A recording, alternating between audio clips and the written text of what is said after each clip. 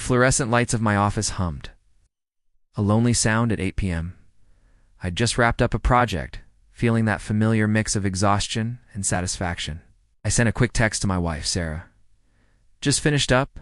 You still at the office? Her reply came almost instantly. Yep, buried in paperwork. Don't wait up, babe. It was a common exchange. Her new job was demanding, with long hours becoming the norm over the past few months. I felt a pang of sympathy for her, picturing her tired face under the harsh office lighting.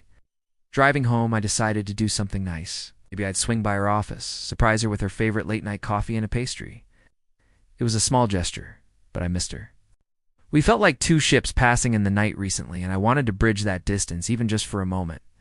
Her office building was only a 10-minute detour, so I turned left, a smile playing on my lips. But as I pulled into her company's parking lot, my smile faded. The lot was nearly empty, dark except for a few security lights. Her car, a very distinct blue sedan, was nowhere in sight. A cold knot formed in my stomach. Maybe she'd parked in the underground garage, or maybe she'd already left and was on her way home, our texts crossing paths. I called her. No answer. Straight to voicemail. Hey, it's me. Just left work. Call me back. I started driving home, the unease growing with every block. My mind raced, trying to find a logical explanation. Maybe her phone died. Maybe she got a ride with a coworker.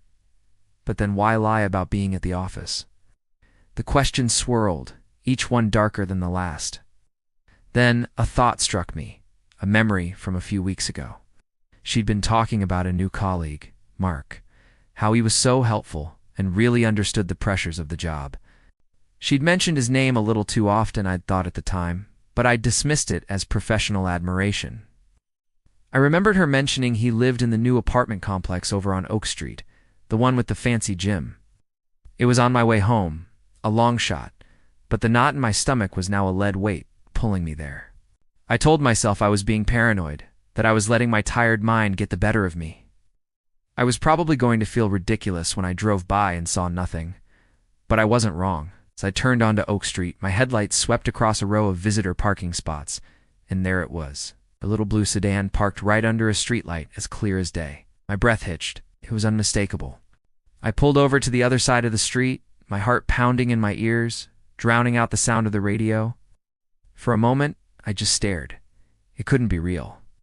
There had to be an explanation. I got out of my car, my legs feeling like jelly.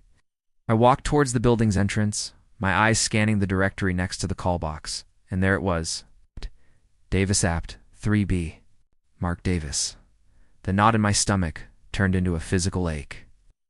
I looked up at the third-floor window, a warm light glowing from within. I could see two silhouettes moving inside, their shadows dancing on the blinds, a man and a woman. One of them laughed, a sound that carried faintly on the quiet night air. It sounded like her. I stood there on the sidewalk, frozen. The world around me seemed to fade away, leaving only the glowing window and the crushing weight of what it meant. My wife, the woman I'd built a life with, wasn't buried in paperwork. She was here, in his apartment. While I was waiting for her at home? Every late night at the office, every unanswered call, it all clicked into place, forming a horrifying picture. The surprise coffee I'd planned to bring her felt like a cruel joke. I turned and walked back to my car, the night suddenly feeling colder than I could ever have imagined. The drive home was a blur. I didn't know what I was going to say or what I was going to do. All I knew was that nothing would ever be the same again. Thank you for listening to my story. If you've been through something similar, know that you're not alone. Don't forget to follow for more stories.